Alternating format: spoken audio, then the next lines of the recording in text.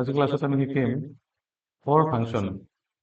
অৰ্থাৎ অলৰেডি আমি লাষ্ট ক্লাছত শিকিছিলো এই এণ্ড ফাংচন কেনেকৈ কৰা হয় আৰু এণ্ড ফাংচন কি কাৰণে কৰা হয়, তাৰ ফাংচনটো কি আছিলে। আজি শিকিম অৰ ফাংচন। একচুৱেলি অৰ ফাংচন হৈছে, অৰ ফাংচন একাধিক কণ্ডিশ্যন চেক কৰে। অৰ ফাংচনে কি কৰে, বহুতকেইটা কণ্ডিশ্যন একেলগে চেক কৰিব পাৰে, কিন্তু এটা কণ্ডিশ্যন ট্ৰু হলে ৰেজাল্ট ট্ৰু হ'ব। যদি যিকোনো এটা কণ্ডিশ্যন ট্ৰু হলে ৰেজাল্ট ট্ৰু হ'ব, অৰ্থাৎ যিকোনো এটা কণ্ডিশ্যন পূৰণ হলেই হ'ব। আগত এণ্ড ফাংচনত আমি শিকিছিলো যে যিকোনো দুটা ফাংচন থাকিলে দুটা ফাংচনে শুদ্ধ হ'ব লাগিব, অৰ্থাৎ পূৰণ হ'ব লাগিব, কিন্তু অৰ ফাংচনত যিকোনো এটা হয় এইটো, নহলে এইটো, এনেকে কৰিব লাগিব। তো এইটো হৈছে যিকোনো এটা চৰ্ত পূৰণ হলে হ'ব। ধৰি লৈছো সাপোজ আমাৰ ইয়াতে এজন ষ্টুডেণ্টে স্কলাৰশ্বিপ পাবৰ কাৰণে তাৰ মাৰ্ক হ'ব লাগিব 90ৰ ওপৰত। স্কলাৰশ্বিপ পাবৰ কাৰণে তাৰ মাৰ্ক হ'ব লাগিব 90ৰ ওপৰত। নহয়, এজনে 90 পাইছে, পাবলৈ স্কলাৰশ্বিপ পাবলৈ 90 বা তাৰ ওপৰত পাব লাগিব, আৰু স্পৰ্ট চাৰ্টিফিকেট থাকিলেই হ'ব। তো ইয়াতে আমাৰ যিটো এক্সাম্পল লৈছো আমি, ইয়াতে ৰাহুল তাৰ মাৰ্ক 92 আৰু স্পৰ্ট চাৰ্টিফিকেট তাৰ নাই। ইয়াতে প্ৰিয়া তাৰ মাৰ্ক হৈছে 80, স্পৰ্ট চাৰ্টিফিকেট আছে। তাৰ মানে মাৰ্ক হ'ব লাগিব 90ৰ ওপৰত আৰু স্পৰ্ট চাৰ্টিফিকেট এটা থাকিব লাগিব। কিন্তু ইয়াতে যিকোনো এটা কণ্ডিশ্যন ফলো কৰিলে সি এলিজিবল বা সিলেক্টেড হ'ব। তো কণ্ডিশ্যনটো আমি কেনেকৈ লিখিম? তো কণ্ডিশ্যনটো লিখিবৰ কাৰণে আমি ইয়াতে সিলেক্টেড অপশ্যন, অৰ্থাৎ রেজাল্টটো যে ওলাব, ইয়াতে আমি এই ফাংচনটো লিখিব লাগিব। ইয়াতে কিন্তু আমি যিটো সিনটেক্স দেখা পাইছো এণ্ডৰ লগত, এইটো সিনটেক্স সেমে হয়। এইটো এণ্ড যেনেকৈ আমি কৰিছিলো, অৰ সেম সিনটেক্স হয়। ইয়াতে খালি লিখিব লাগিব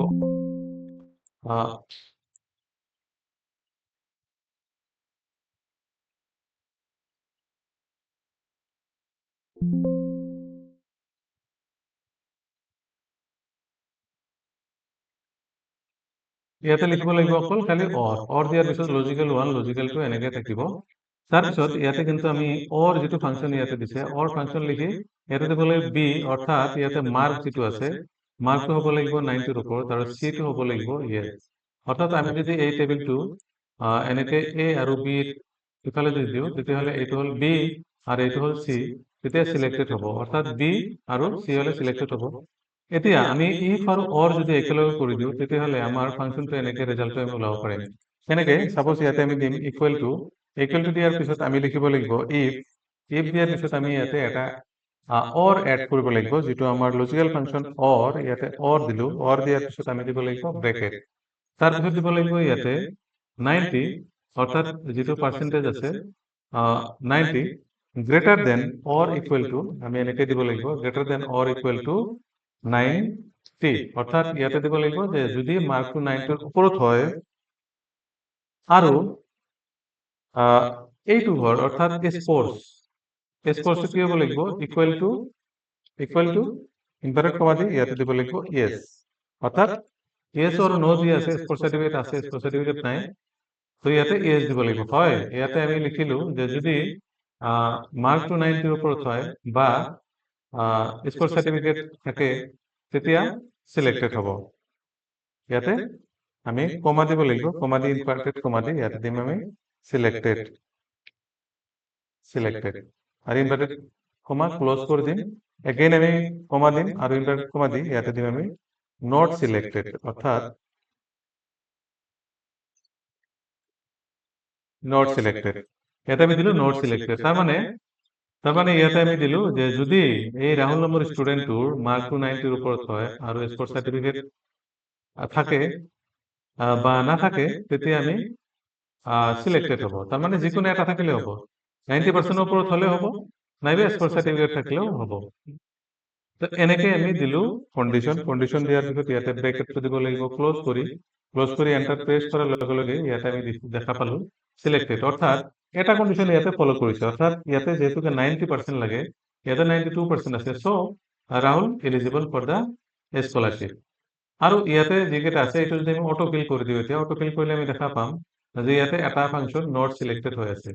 নট সিলেক্টেড কোনটো ফাংশন হৈ আছে ইয়াতে আমান, অর্থাৎ তার মার্কও 90% নাই আৰু স্পোর্টস সার্টিফিকেটও নাই, তেতিয়াহ'লে কি হ'ল নট সিলেক্টেড। গতিকে যিকোনো এটা থাকিব লাগিব, তেতিয়াহে সিলেক্টেড হ'ব।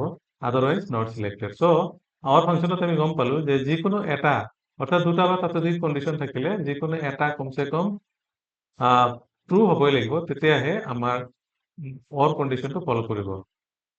আজি আমি গম পালো আজি ক্লাছত যে কেনেকে অৰ কণ্ডিশ্যনটো কৰে, তাতে যিটো এক্সাম্পল দিলো এক্সাম্পলটোত আমি গম পালো মাৰ্ক আৰু স্পৰ্টছ দি তোমালোকে এইটো সেম এটা টেবিল এটা ক্ৰিয়েট কৰি ইয়াতে একবাৰ ৰিজাল্টটো কেনেকে ওলাই এইটো চাই ল'বা।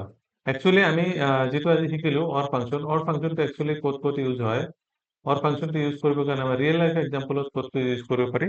তাৰ কাৰণে যেনেকুৱা student marksheet, admission eligibility, scholarship selection, attendance report বা এমপ্লয়ী বোনাছ, এনেকুৱা ধৰণৰ এক্সাম্পল আমি যদি লাগে তেতিয়াহ'লে আমি কিন্তু অৰ ফাংচন ইউজ কৰিব পাৰি বা এণ্ড ফাংচন ইউজ কৰিব পাৰি।